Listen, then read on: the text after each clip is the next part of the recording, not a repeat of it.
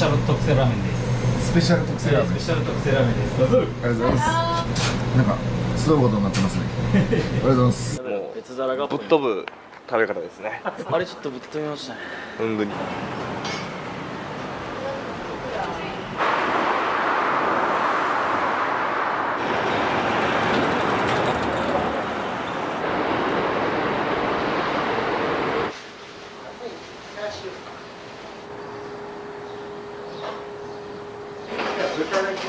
おはようございます。おはようございます。よろしくお願いします。お願いします。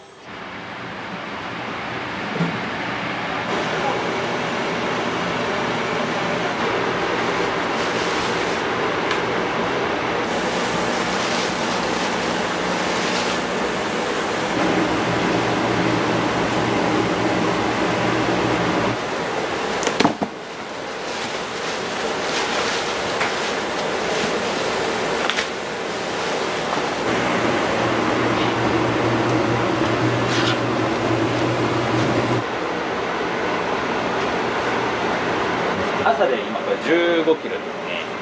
15キロ入れて今から昨日の準備してるスープを入れてちょっと作っていきます。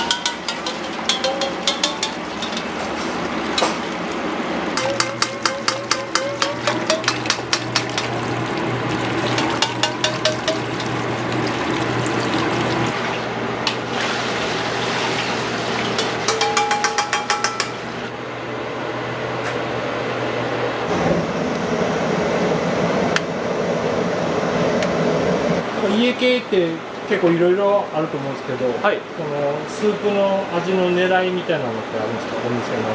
やっぱりこのね、大阪といいますか関西の人にやっぱこう馴染みやすいような味っていうのは目指して頑張ってます。あとはもうひたすら美味しいのをやっぱ作るだけなんで、日々勉強はしてます。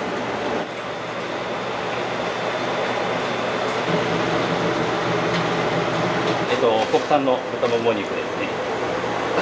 これ大体10キロぐらいですね。1日使う分大体10キロぐらいです。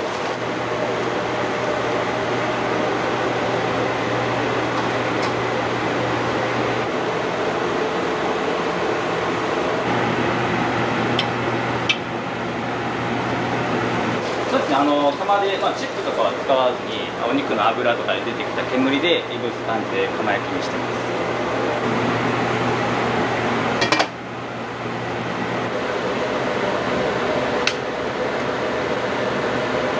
結構うちはお肉、業者さんに選定していただいてるんですけど、いいところを、あっさりしつつも結構ジューシーでしっとりしてるチャーシューっていうのと、やっぱお肉のこう自身でいぶされたちょっと燻香っていうのをつけて香りも楽しんでいただけるチャーシューって感じですね。うちのチャーシューは結構いい評判いただいてるかなと思います。どちらで修行されてらっしゃったんですか。吉祥寺武蔵屋さんっていうところでいろいろ勉強させていただいてたんですけど。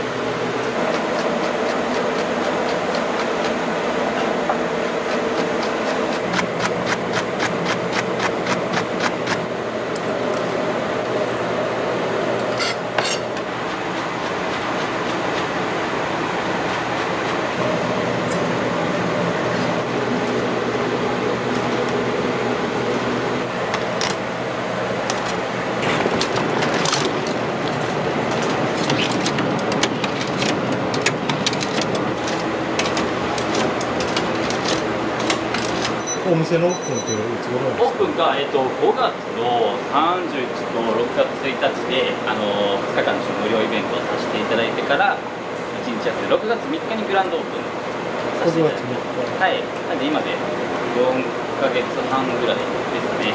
徐々にやっぱ定着していけてるかなっていうのはやっぱ僕近所さんの方とかもすごい増えてきて、常連さんとかそのお声掛けいただけるお客さんとかも増えてきたんで、あれ最初のイベントの時って何人くらい来られたんですか？私最初その1日に100杯限定でってやろうと思ったんですけど、なんか早い時間からとてつもなく来ていただいてて、裏に公園あるんですけど、大きい公園、なんかもうそっちの方までわーってもうできちゃってたみたいで、多分200、300分ぐらいは並んだんじゃないかなって。ちょっと途中でごめんなさいってなっちゃったんですけど、多分もうこの町の一帯の方みんな来てくれたんじゃないかってぐらいいましてよかったです。めちゃくちゃ賑わっていただいて。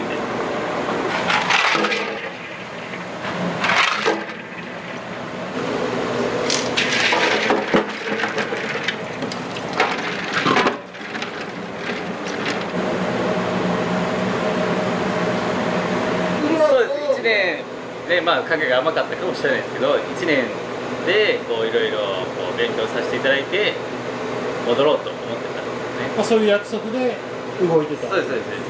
僕もそのつもりだったんですけど、まあ、ちょっと1年じゃ難しいなと思ってちょっと相談させていただきますね。ちょっとまだもうちょっと勉強させていただきたいですっていう向こうで、そうですね、2年いさせていただいて。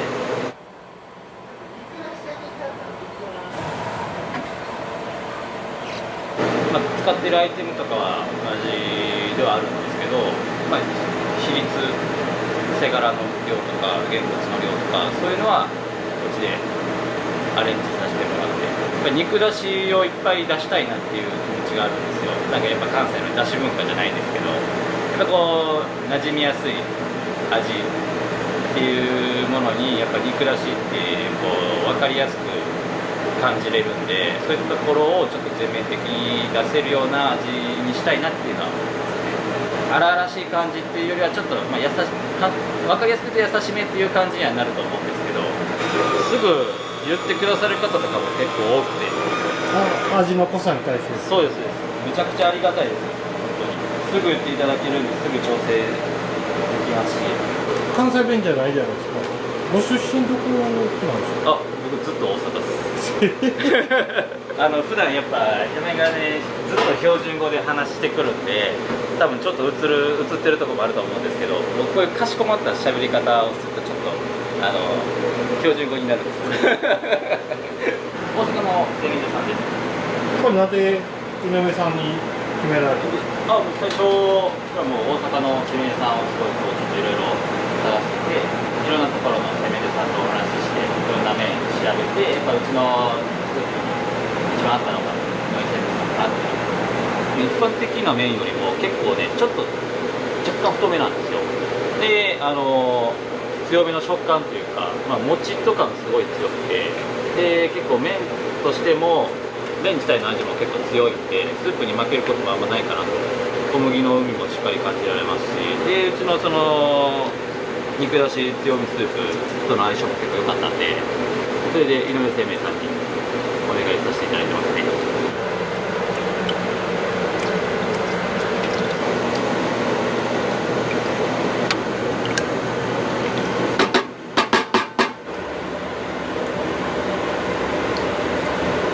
やっぱり街からやっぱこうお子さん連れで来てくださる方も結構多いんですよ。で目の前小学校とかもあって、なのでうち小学6年生まで、まあ、麺量半玉の量なんですけど、ちょっと無料でお出しさせていただくっていうことをしてますね。うち小盛りと並盛りまでいっぱい無料にしてるんで、もうそれがあればもう奥さんお腹いっぱいになれるんじゃないかなと思います。お休みの日のお昼ご飯はもううちに来てもらってお腹いっぱいになってもらえたらいいですね。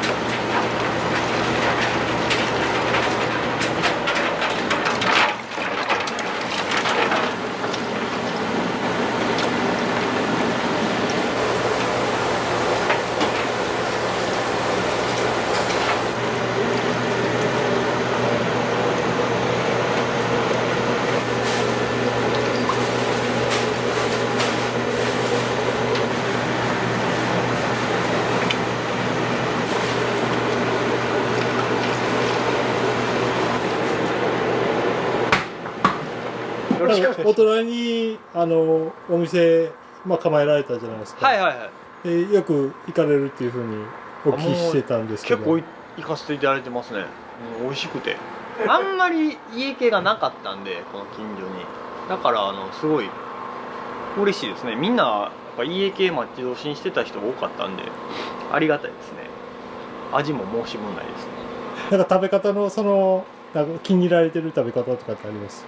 教えていただいたんですけどね、半分ぐらい食べた後ぐらいにですね、生姜とお酢を混ぜて食べたら美味しいよって教えていただいたんですよ。で本当にレンゲに酢が半分入るぐらいと、もう大さじ1杯ぐらいの生姜入れて食べると結構家系ってこってりしてるんですけど、なんか味が割となんていうんですかね、あっさりになってすごく重くなく最後食べれるんで、結構ねお腹いっぱいになる系なんですけど、スッと入ってくる味になるんでおすすめですね。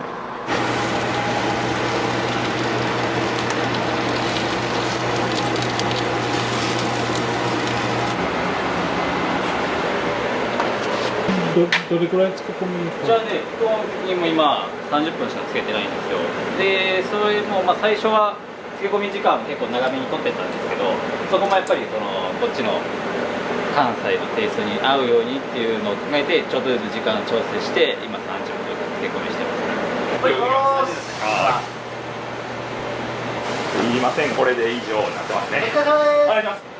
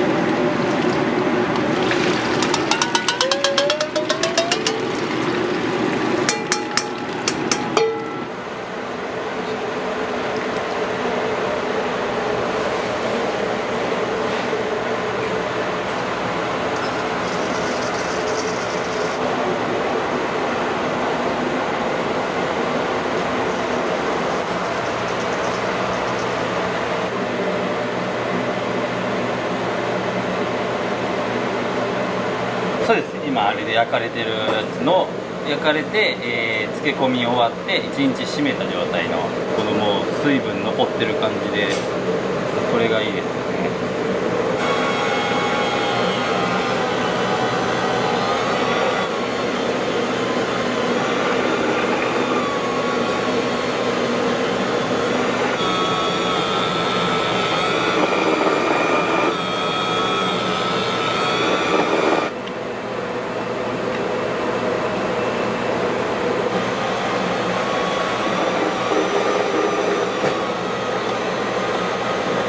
で最初は本当にもうなんていうんでしょう、ありがたいことにねたくさん来ていただいて、で僕もどれぐらい用意したらいいかっていうのは全くまだ分かってなかったんで、最初の本当1週間ぐらいずっと夜はもう売り切れましたごめんなさいみたいな感じでずっとチャーシューに追われてましたねまだねその頃は焼き方もいろいろ模索してて、温度とかも調べながらだったんで、今はこういうしっとりできるようにはなってきたんですけど、当時はだいぶ苦労しましたね名前の通り銅と首にかけてるってやつなんですけど、これを最後の入れて。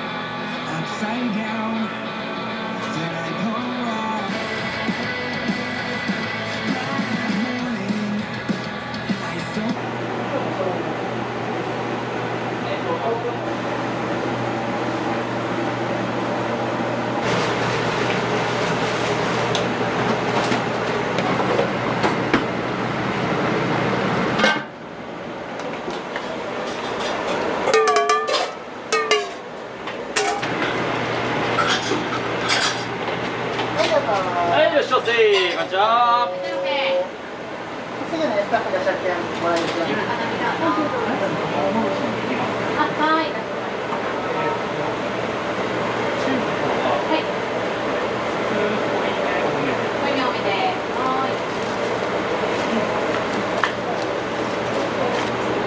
はい、上ラーメン中盛り片身でお待たせしました。お待たせしました。上ラーメンです。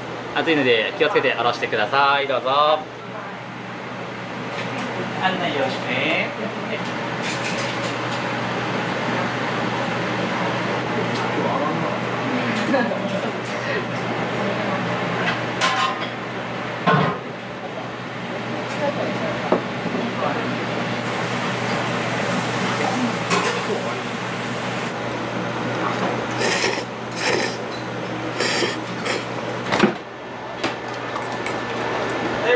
はい、じゃあさんです。どうぞ。おう。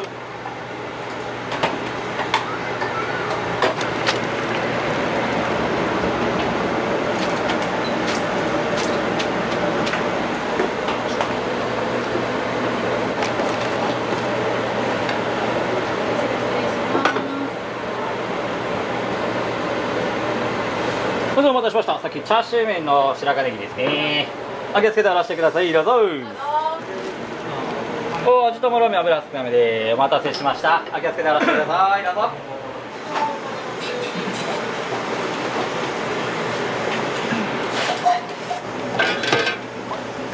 オーダー通します。はい。お外2番さん。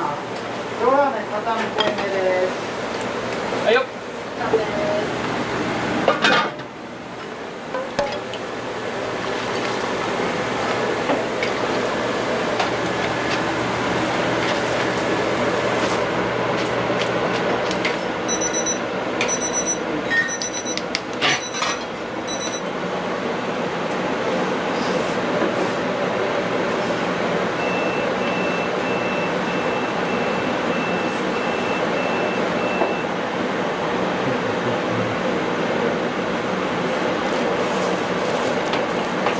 そっち行きます。お待たせしました。上ラーメンの中盛りの濃いめ多めですね。お気をつけて下ろしてください。どうぞ。は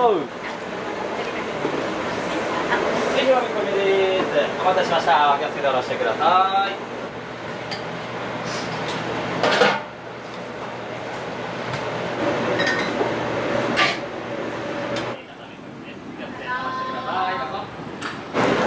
ありがとうございます。どうも。ありがとうございます。お気をつけて。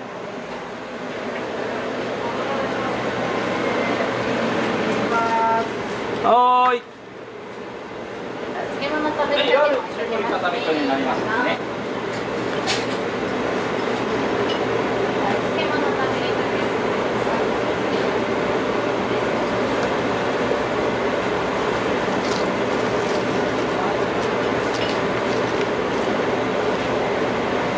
だオープンした時はちょっと満員で入れなくて3日目ぐらいから来て今週に2回か3回ぐらいは通わせてます。ここスープと麺が合うというか別に普通に例えばチャーシューとかそういうのがなかったとしても普通にラーメンとして美味しい。チ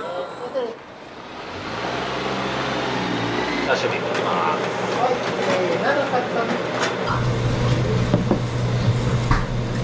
はい、お漬物にできます。ありがとうございます。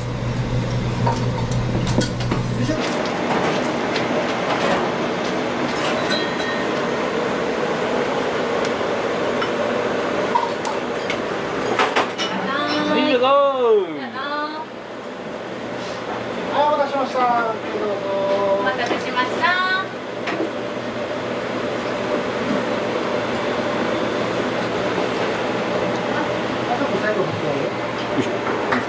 スペシャル特製ラーメンです。スペシャル特製ラーメン。スペシャル特製ラーメンです。どうぞ。ありがとうございます。なんかすごいことになってますね。ありがとうございます。自分を覚えてもらえるとすげえ嬉しいですしね、うん、で味ももちろん好きな味だったので、まあ、スープがまろやかだったりするのですごくこう優しいというかそんなに尖ってないっていうかすごく食べやすいスープ、仙台店をオープンしました。結構ゆかりもございます。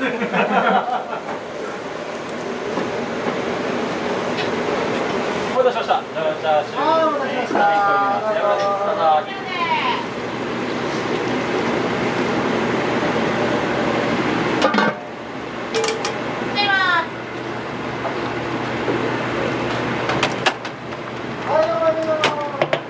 ありがとうございます。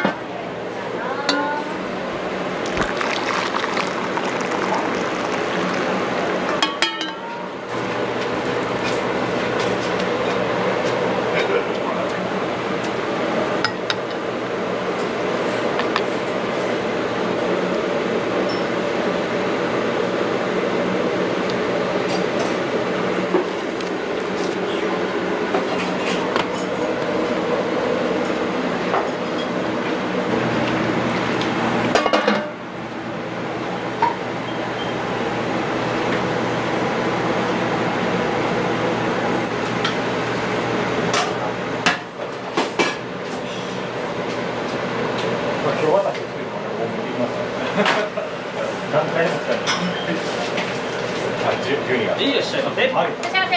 お願いしますので少々お待ちくださいね。お待ちください。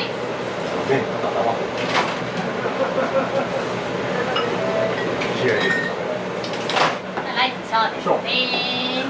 お願いします。ラーメン中盛りお好みなしです。はいよー。では少々お待ちくださいね。そっち見んとだ。カメラ目線あかん。見たな。すいません、ありがとうございます。はい、お気をつけて下ろしてください。どうぞ。面白いね。上にさらに背脂。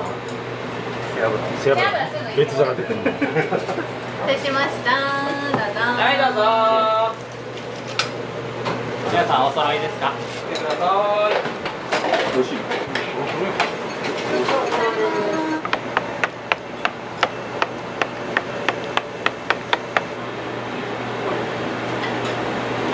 普通濃いめの普通で。一つずつはい。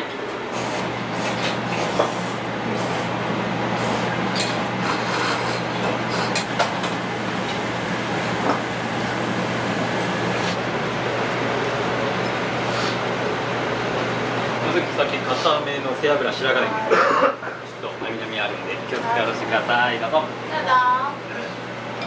初めて来られたんですか。初めてですね。何をきっかけに。いや、そっちの現場で作業をしてて、で家系ラーメンある言って調べたんで、でたまたまこっち歩いてきたらちょうどあったっていう感じですかね。背脂はシェアされたんですか。そうですね。一回ちょっと試しにと思ったんで。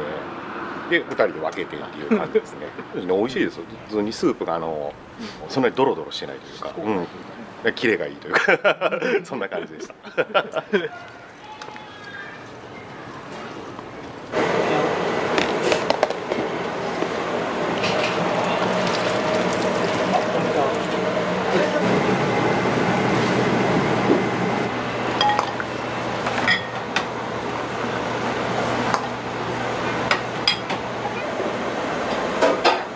セットください。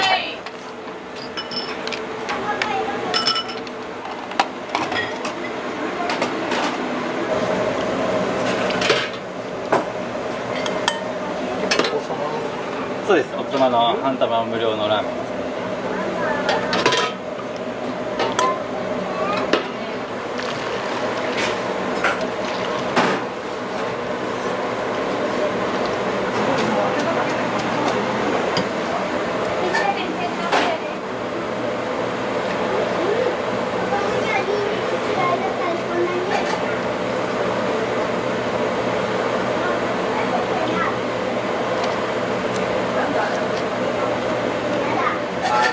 こちらもね、抜きにさせていただいてますね。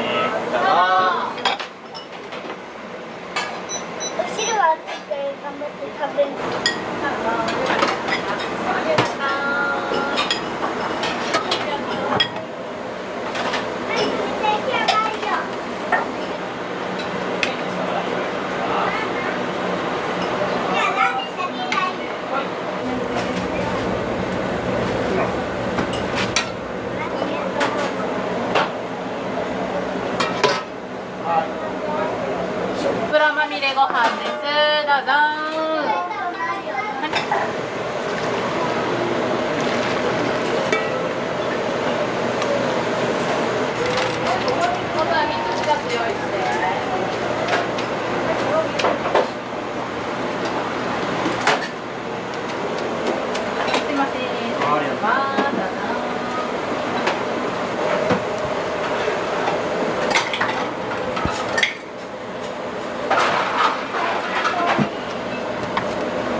たせしました。普通のラーメンを2つ先行きますね。はい、お気をつけて下ろしてください。どうぞ。は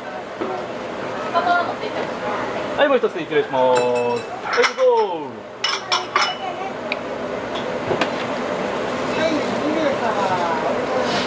はい、牛すじラーメンでお待たせしました。お気をつけて下ろしてください。どうぞ。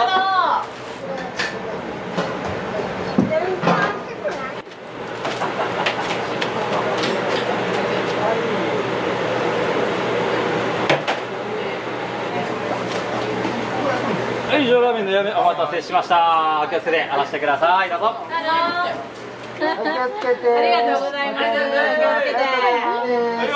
たくさんとキッズラーメン。お子様のラーメンネギはどうしましょう。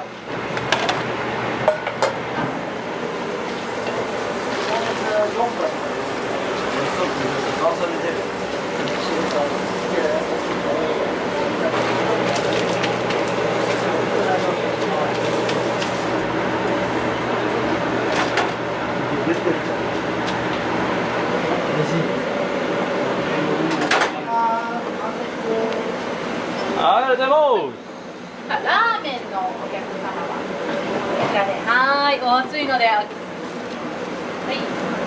い、すいません、じゃあラーメン、じゃあ熱いのでお気をつけください。はい、どうぞ。はい、よろしく。はい、お待たせしました。はい、お待たせしました。どうぞ。お気をつけください。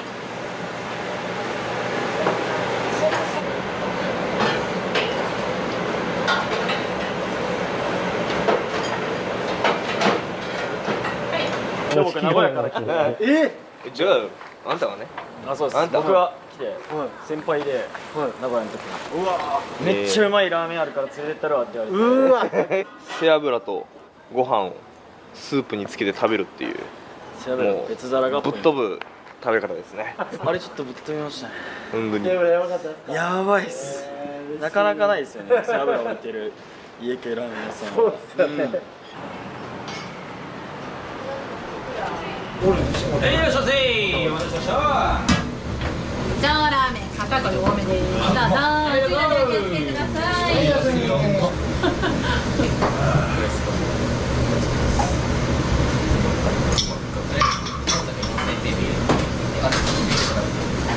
美味しい返し感あれ。勝手にペイペイ。それはわかんない。はい、いらっしゃいませ。お待たせしました。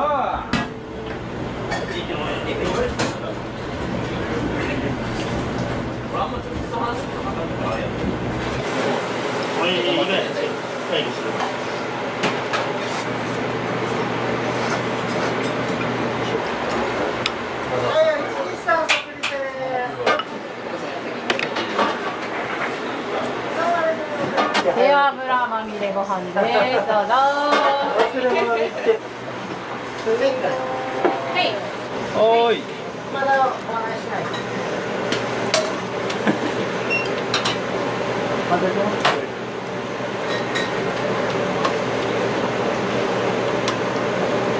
そうそうそうそう。よいしょ。はい、そこあげない。そこあげない。はい、片目濃いめでどうぞ。よいしょ。お待たせしました。どうぞ。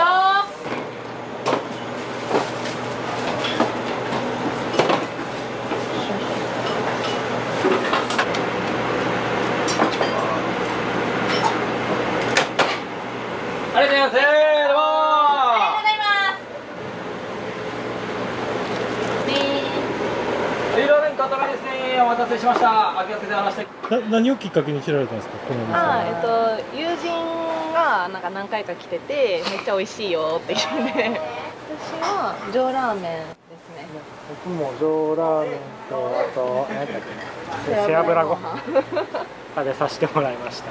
僕も食べたことなかったんですけど、思ったほどしつこくはなくて、すごい美味しかったです。チャーシュー2枚も乗ってて、で2枚だけかなと思ったら細かくカットされたチャーシューも乗ってて、めっちゃ思ってたよりボリューミーですごく美味しかったです。ライスの小頼んで海苔を最後ライスを食べるのが抜群に美味しかったです。会話もなくもう私は黙々と黙々と食べてしまいました。集中。はい、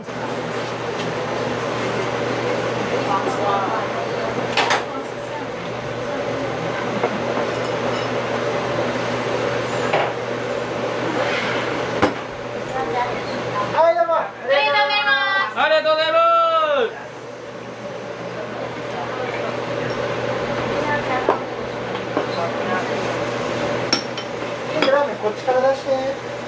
はい。い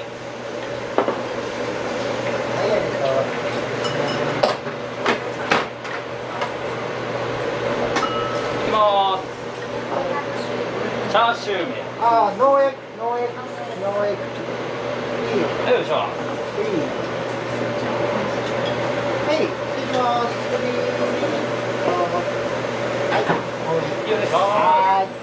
はい、すみません、お待たせしました。お待たせしました。どうぞ。肉の身も入ってるんですよ。豚の赤身も混ざってて、それが結構食べ応えもある背脂になってるかなっていうのがありますね。チャーシューに使ってる肉の端材とかも炊いてるんですよ。それで味もしっかり出てるっていうところもあるので、特に大学生とか若い人たちには大人気ですね。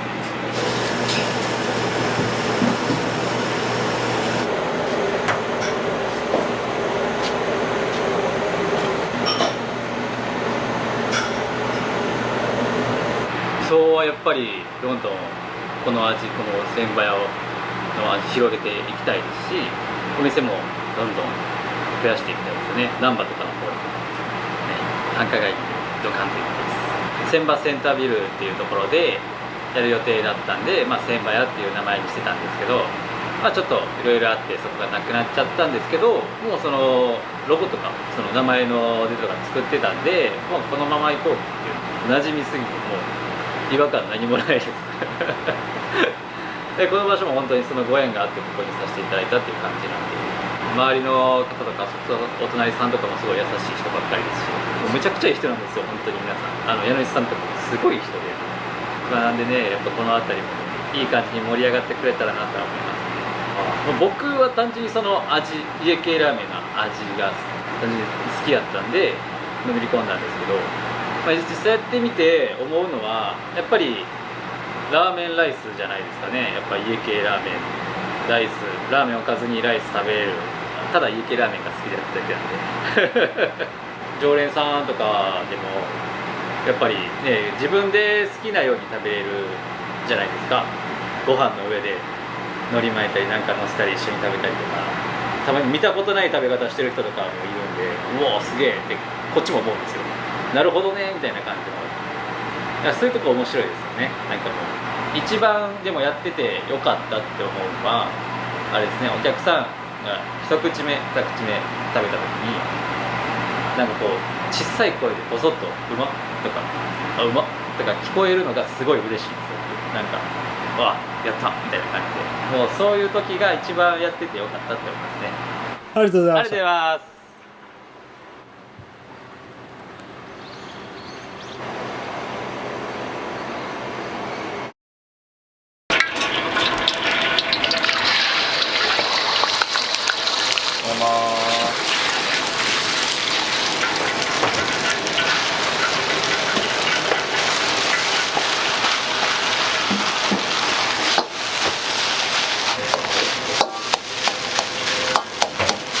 それしか脳がないから。ありがとうご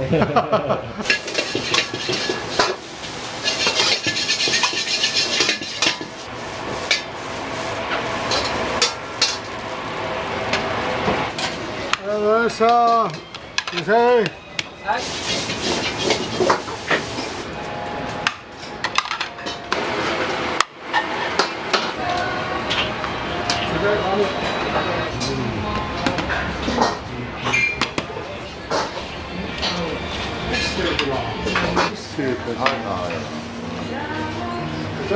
美味しかったです。また来週も来ようかと思います。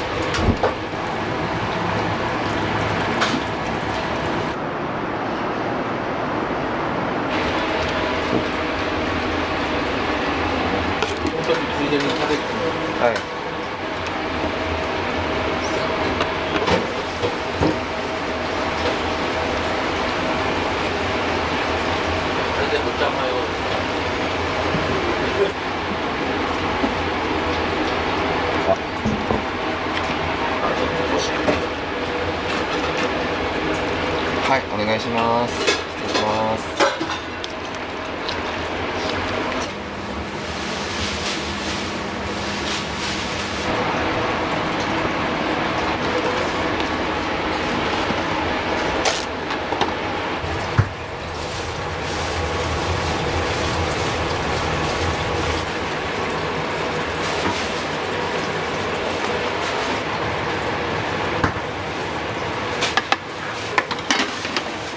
セットでちゃんぽんセットとかラーメン系のやつにチャーハン小っていうのがつくセットがあるんですよ。それがめちゃめちゃ出るんですよ。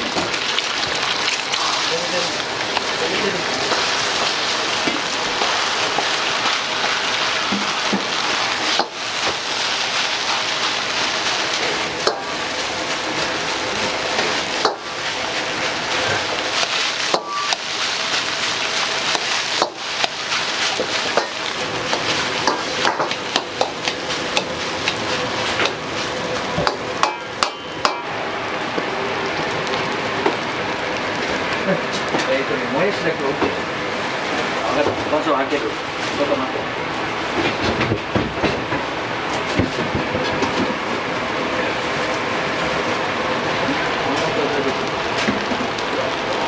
この日は。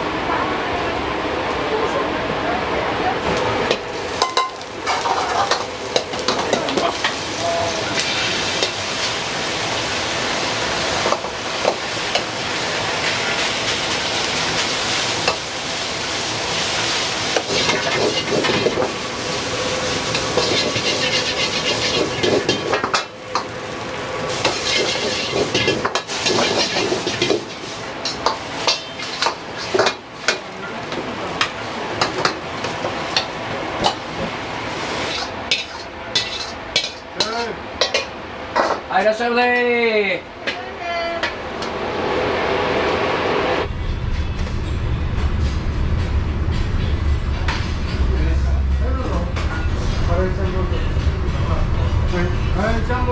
はい。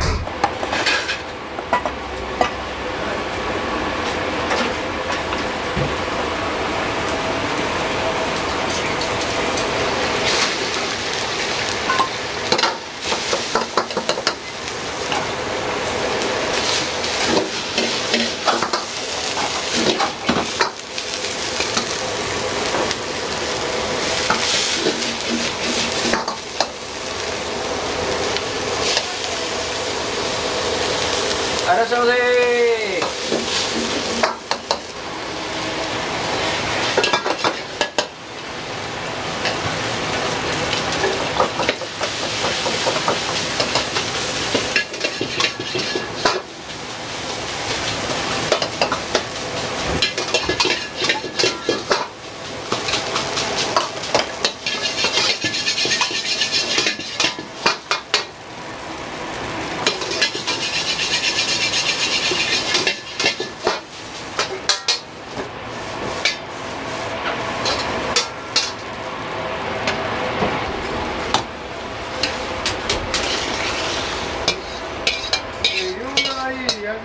はい。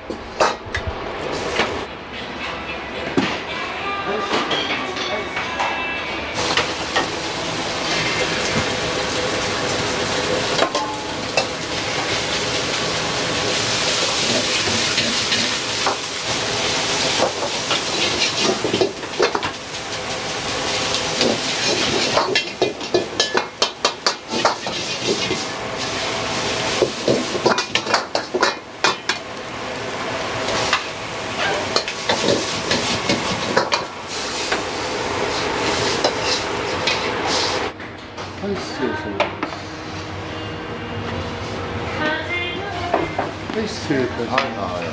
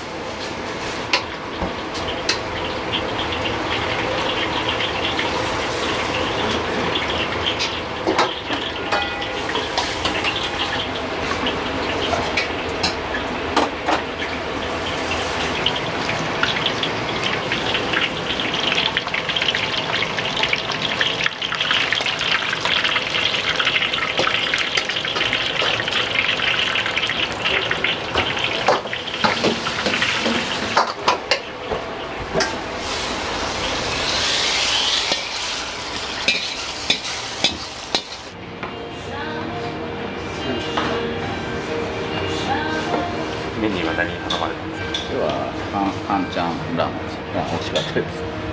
また来週も来ようかと思います。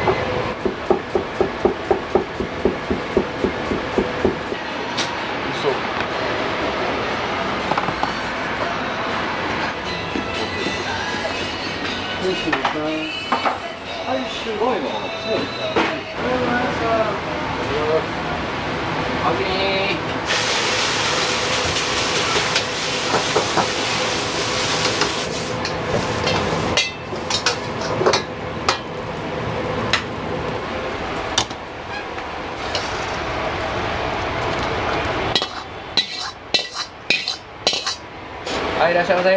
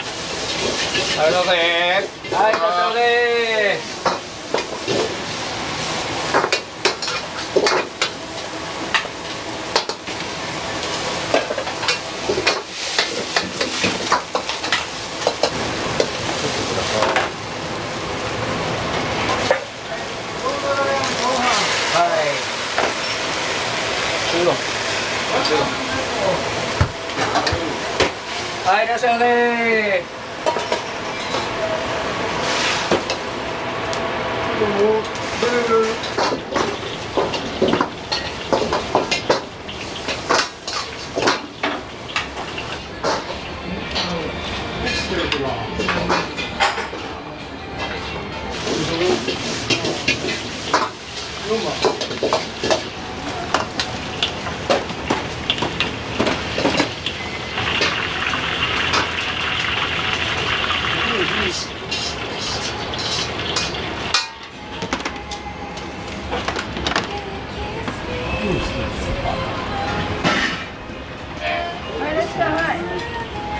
おか配します。はい。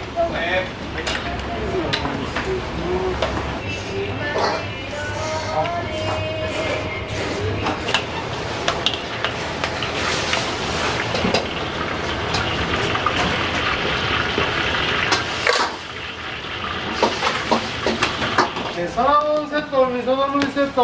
はい。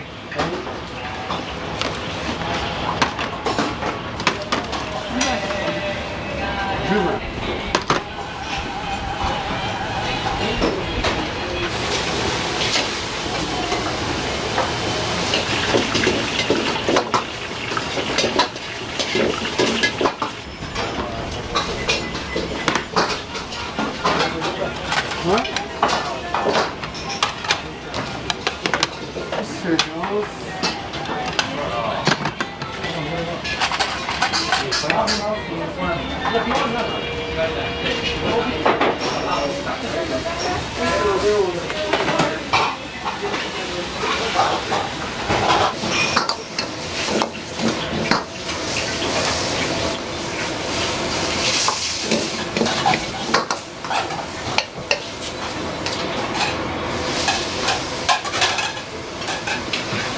名刺が2つ。はい。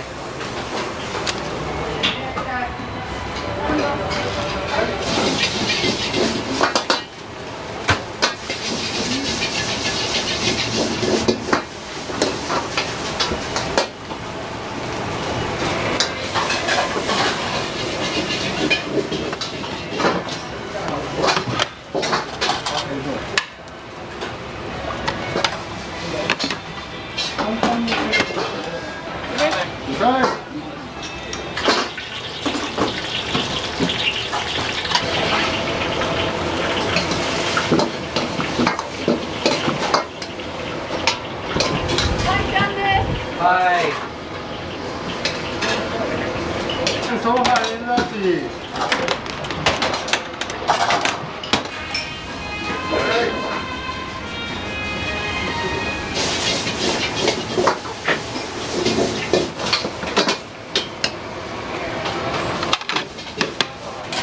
ありがとうございました。いらっしゃい。はい。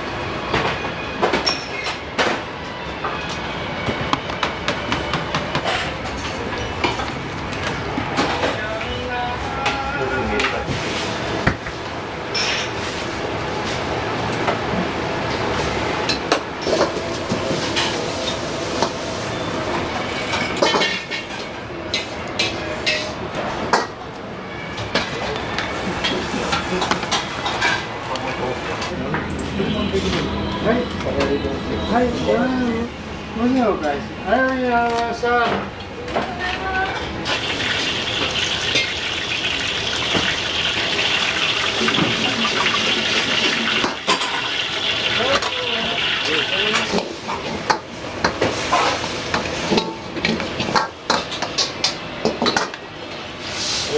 い。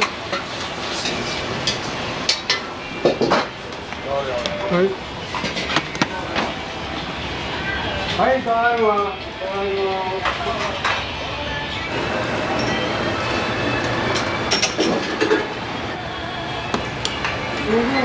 い、ありがとうございました。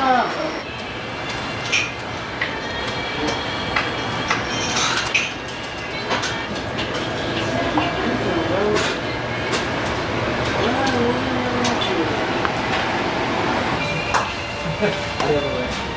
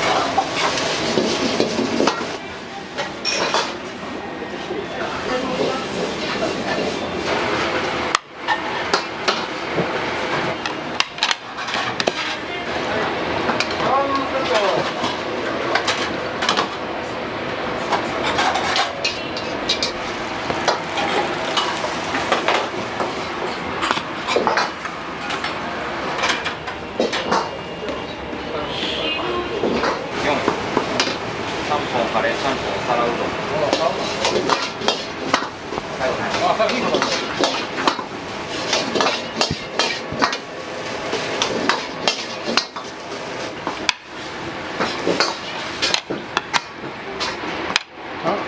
どんこれ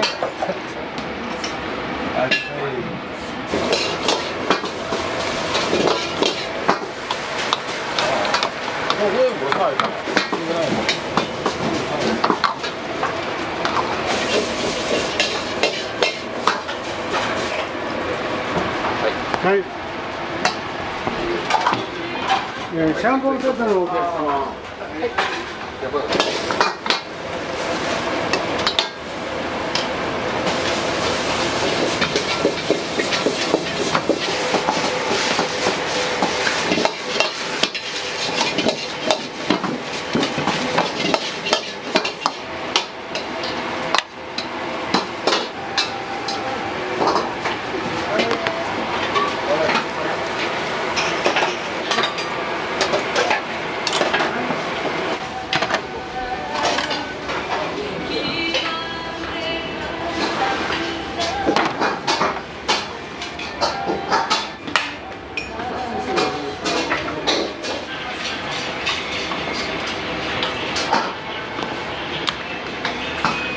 ください。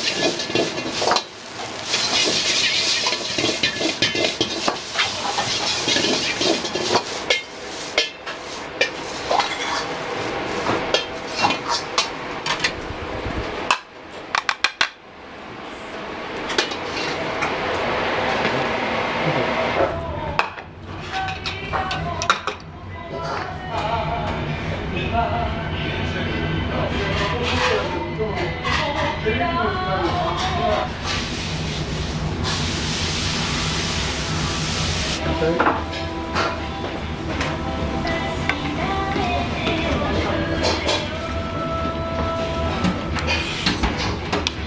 ちら僕は引き継ぎでさせていただいてるものですから、僕で3代目、大学があったのは12年前ぐらい、22の時にこちらで5年間お世話になって。じゃあ22歳からもうずっと仲介さんそうですからもう一筋で。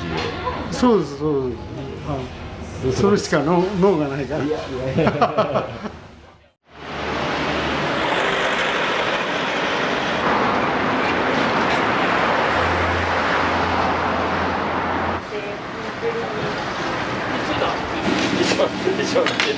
一番の権力だからどう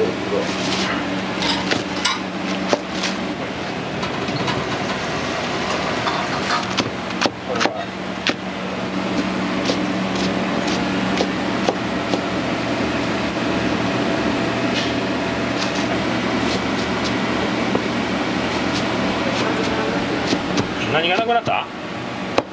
もうあっち行ったりこっち行ったりしてね。この間も土曜日に明石先生が鶏ガラと豚骨を使ってます。鶏ガラは10キロ、豚骨は5キロを入れて、1日それでずっと炊くんですけど、もうあちこち行ってこんな感じで炊くんですけど、大丈夫。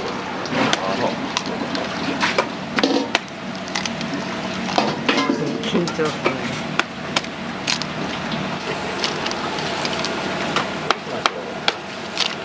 今日のとこ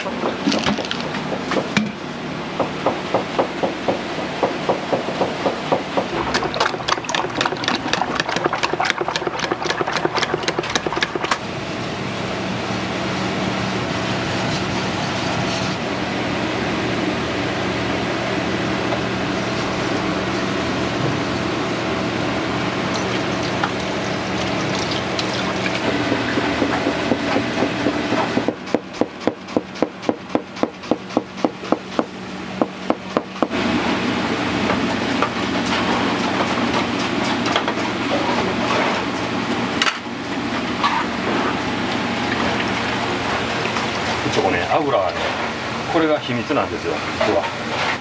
油、めちゃめちゃ高いんですよ。1缶6000なんぼする。今まで2400円とかやったら、中華は胸焼けするとか、油っこいとかいう、そういう言われますけどね。これ、ろ過を使うことによって、それをずーっと、今年お召しになった方とかでも、とんかつとかチキンカツとか食べはるんです。それ作業はもうめっちゃ手間ですけども、お客さんに脂っこくない中華をね食べてもらうためにはそのぐらいの苦労はね。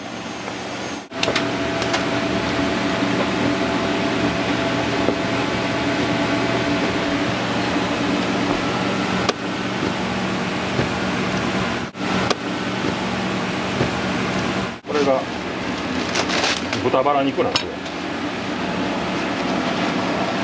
このぐらい切っといて。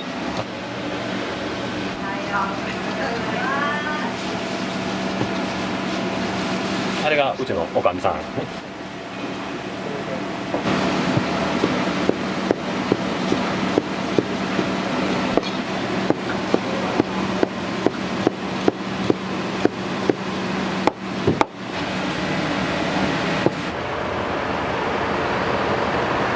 僕この道44年、もうすぐ45年になるんですけど、やっぱりいつかは店持ちたいという気持ちあるじゃないですか。ほんで僕40歳の時に1回独立してるんですよ。その店を5年で潰したんです。借金残して。ほんでこれはあかんなと、まだこいつらまだちっちゃかったからね、やっぱり自分で商売したいのやり始めたのが13年前、この店温めとくんですよ。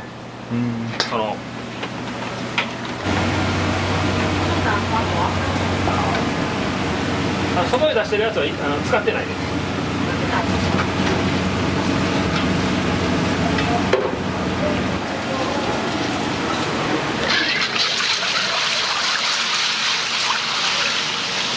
これを今度冷やご飯を味噌がいるよ。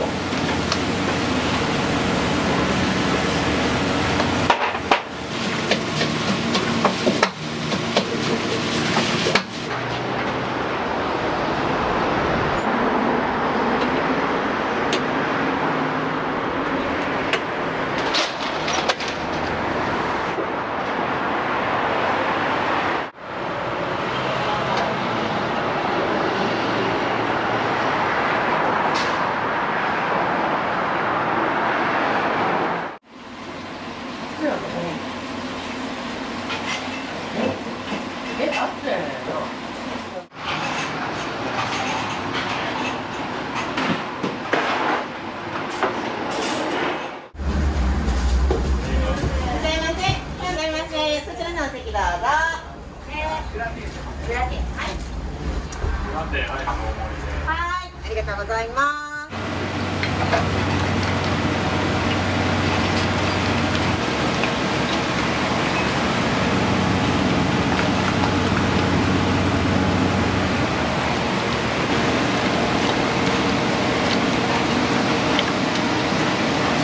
一番最初に火が通りにくいやつを一番最初に入れて、順番に火が通りやすい順番に入れていって。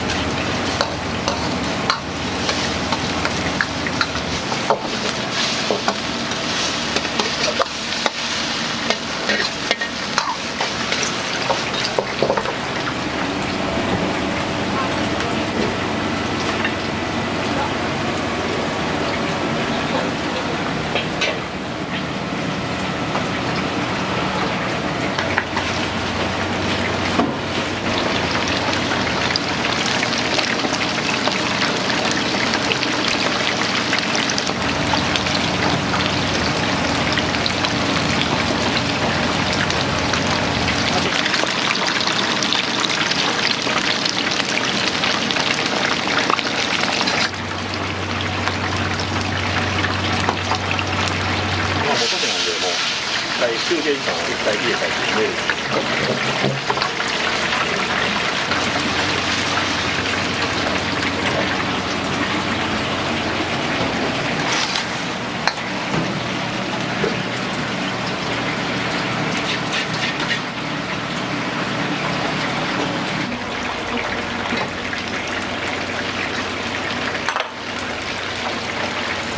裏テーブルがよく出る感じ。そう、これでちょっともう豚鶏卵ね。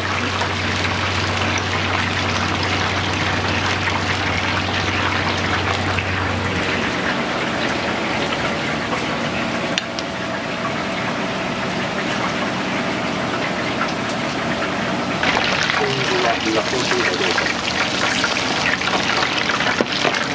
じゃあもうライト入れてください。から入れて、ネギ入れて、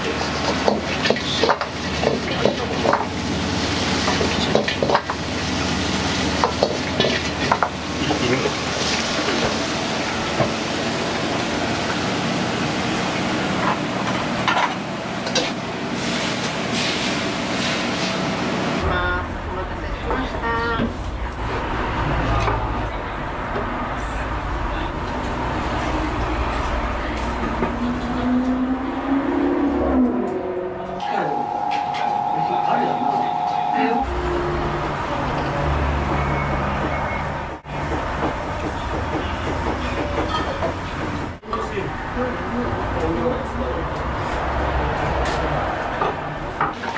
安いボリューム満点ですね。だからね、原価をどんだけ抑えるかいうが勝負なんで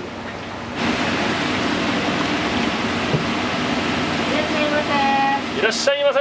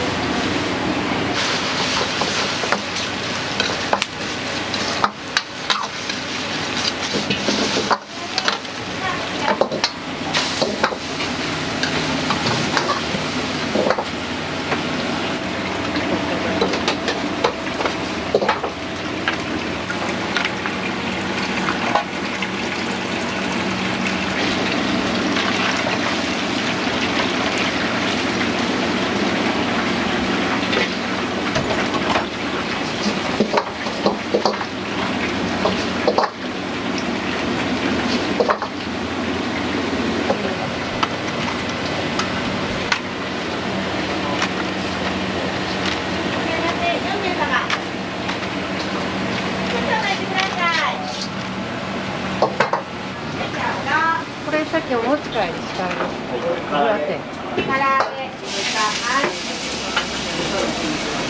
豚天、はい。これであるわ。一緒一緒。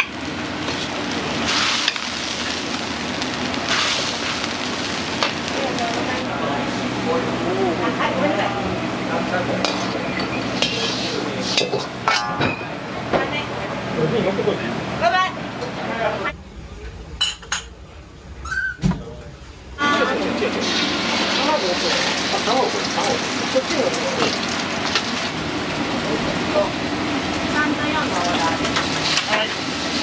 げ、焼き豚、豚天、蒸し鶏、エビマヨ、餃子に、揚げ餃子1品、裏手に焼き飯、塩焼きそばセットです。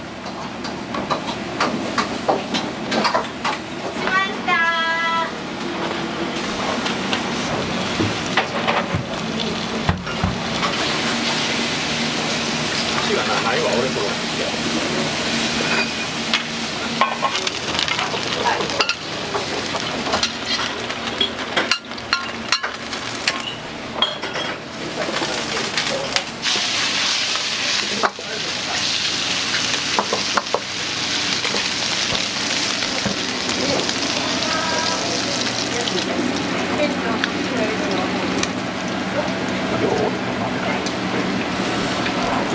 食べられへん。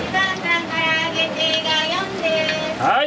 おかわりです。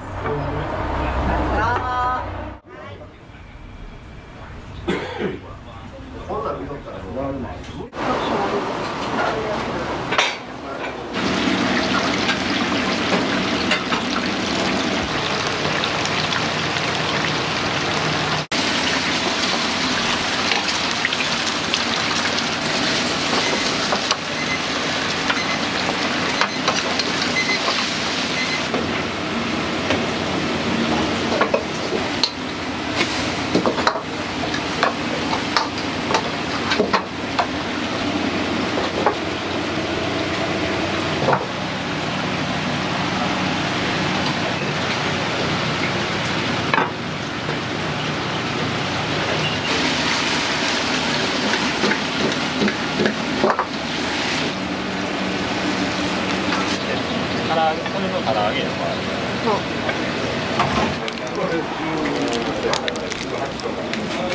整理しなかった。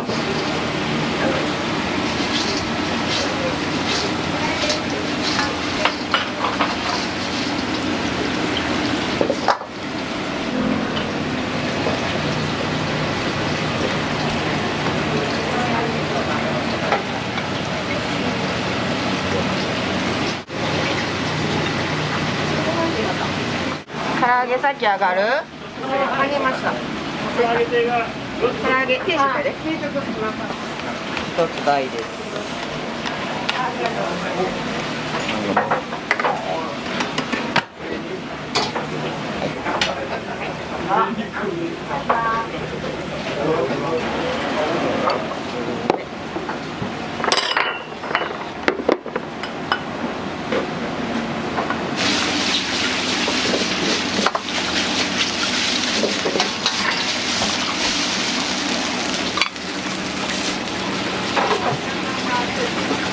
これがセット。は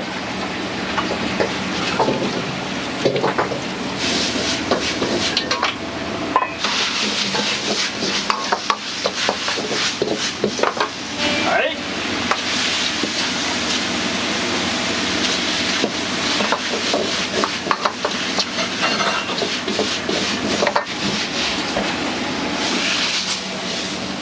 それ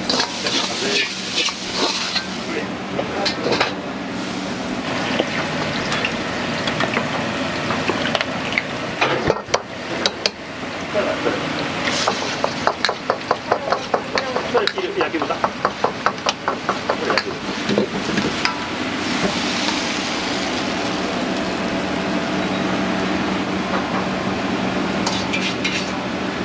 OK です。お願いします。ありがとうございます。もうやっぱ100円やからめっちゃ出るんですよ。前やったらやめたいけど、やっぱりね、これでずっと生きてるから、これだけは他は値上げさせてもらっても上手だけます。50万円まで100円お一人様。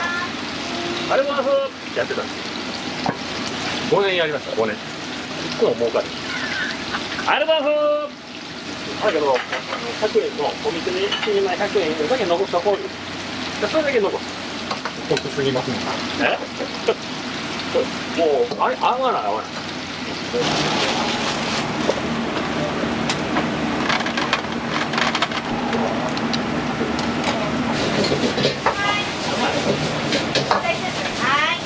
はい。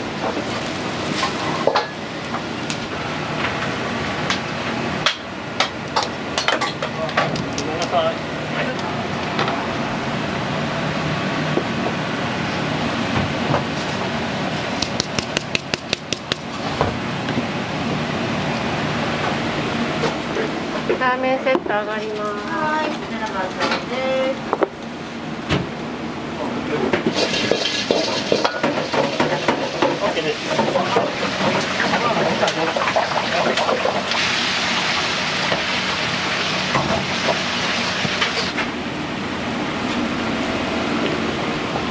ラテ上がります。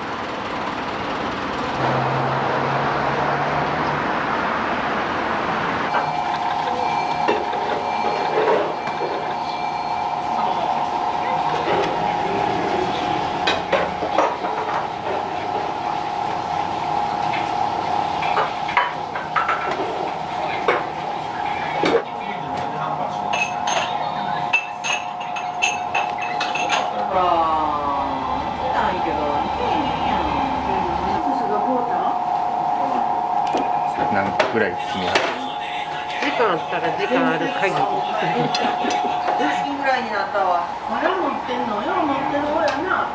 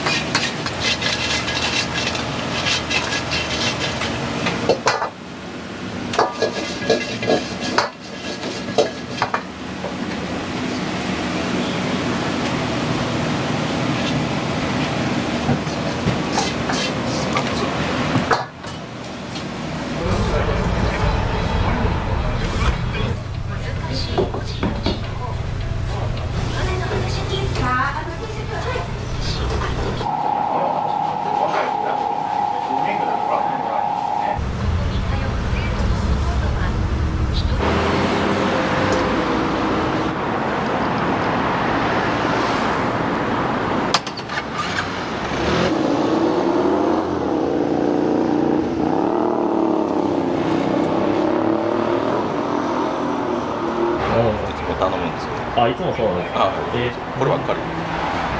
天ぷらが一番美味しいから最後に取っときますけどね。この子は高校、まだこの子高校2年生。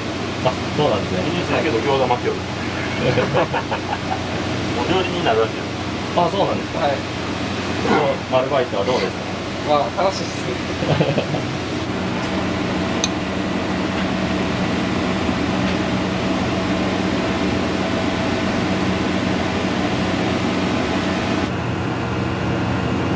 さん県なんだけど、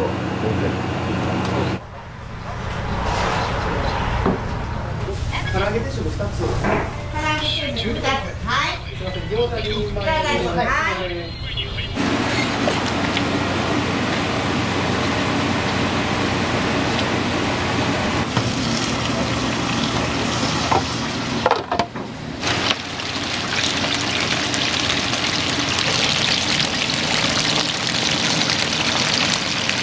ち帰りかき上がります。もちろんこんなに水分とかが中で悪なるからね。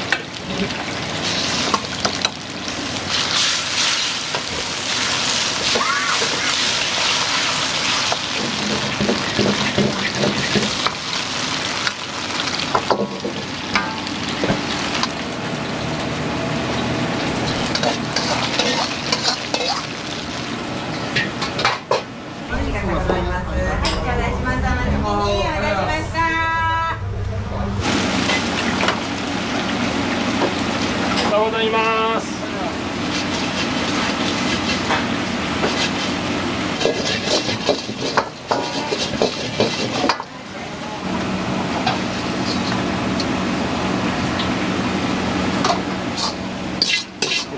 暑いからね。先送らせてします。お待たせしました。2人よく来られてるんですか。実は初めてなんです。あ、そうなんですか。気にはなってたんですけど、初めて寄らせてもらってます。そうなんです。お味いかがですか。美味しいです。家の近くになくてよかったです。毎日通うやつ。毎日で参りますか。餃子美味しいですね。餃子美味しい。生姜で食べやすくて。100円。でもまだ来ます。最悪明日来るかもしれないです。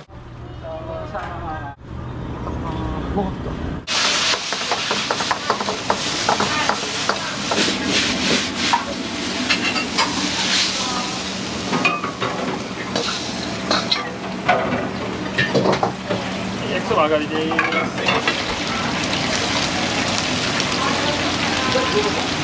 とこれニンニクラーメンの味濃いめで上がりや。こんにちは。はい。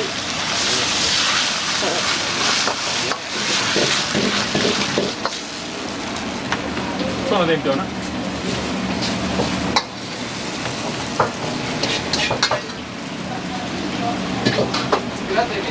い。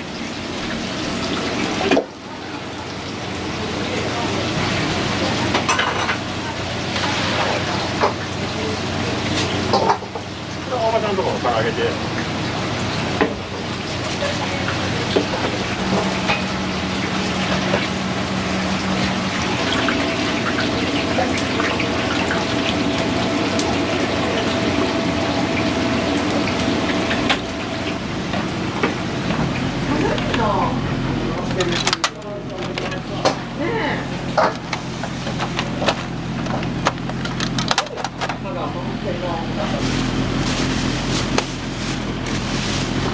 はい、すみません。ありがとうござ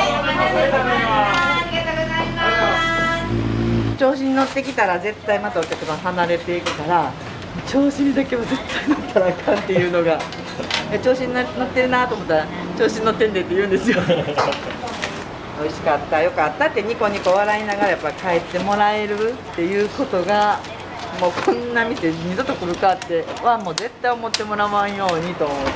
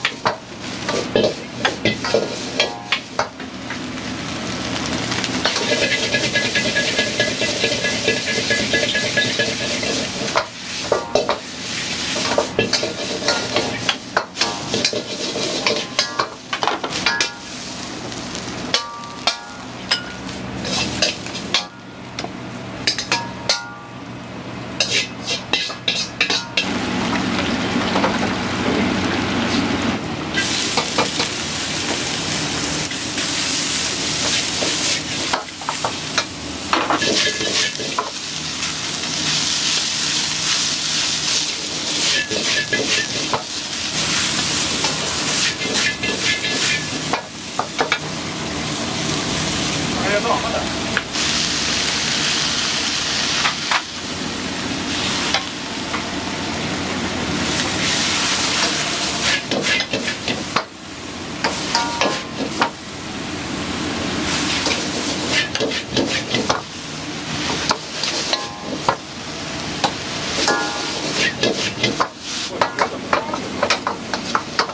最近出るやん。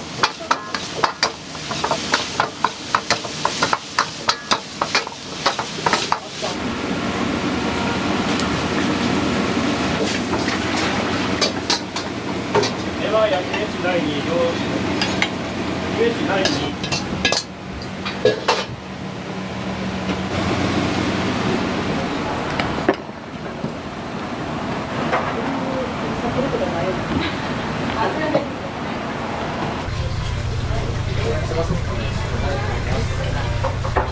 チャーハンがめっちゃ好きです。めちゃめちゃ美味しかったです。美味しいですか。はい、美味しかったです。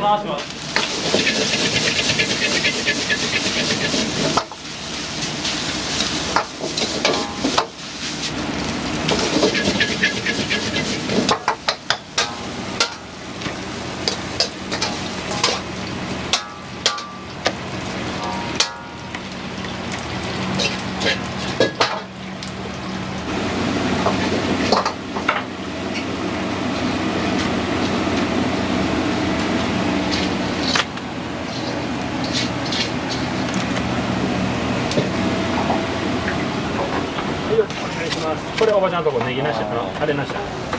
キムチなし。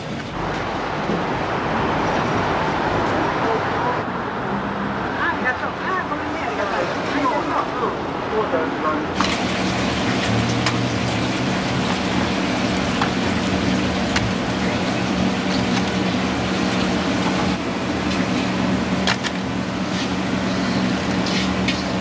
はい、OK です。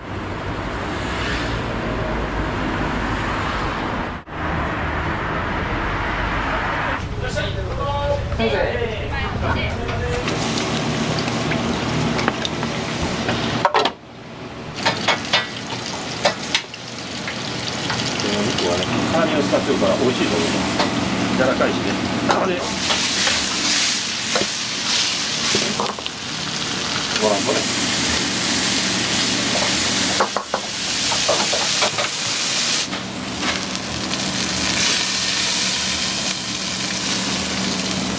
これタレを。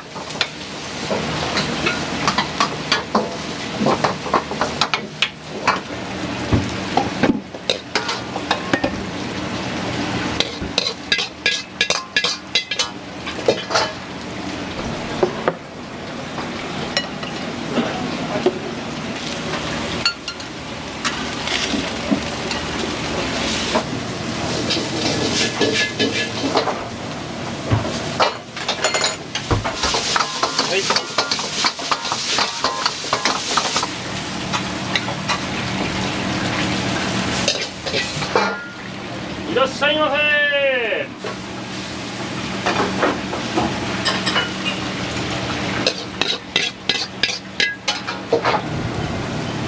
2番4番。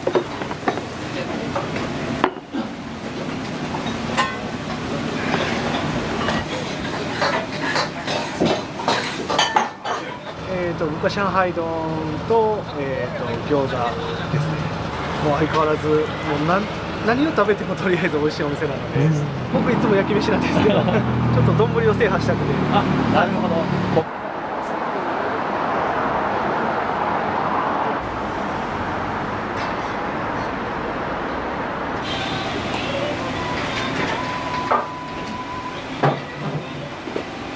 お伺いしたところいつも来るっていうのをいつももうグラ定食で、もう毎回一緒で最高ですね。本当にもう泣けるぐらいです。泣けるぐらいですか。も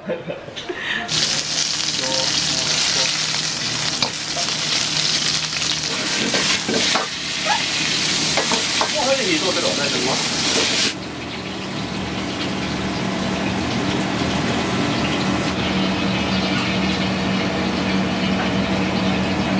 これはまかないなんて。まかないですか。ええの食わせでしょ。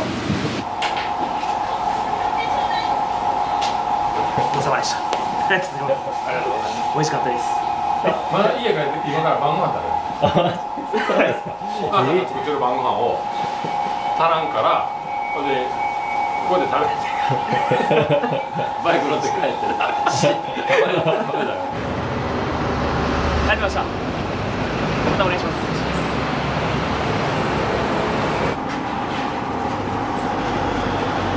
切りますわね。この粉をね。で、油がこ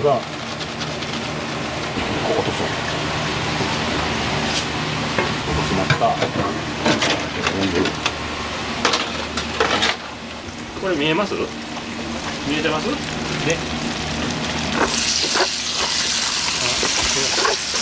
こんだけカスが落ちるんですよ。このまま。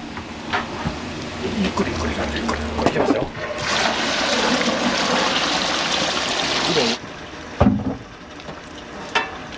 全部吸収してくれて、でろ過されるから綺麗な油だけが残るんですよ。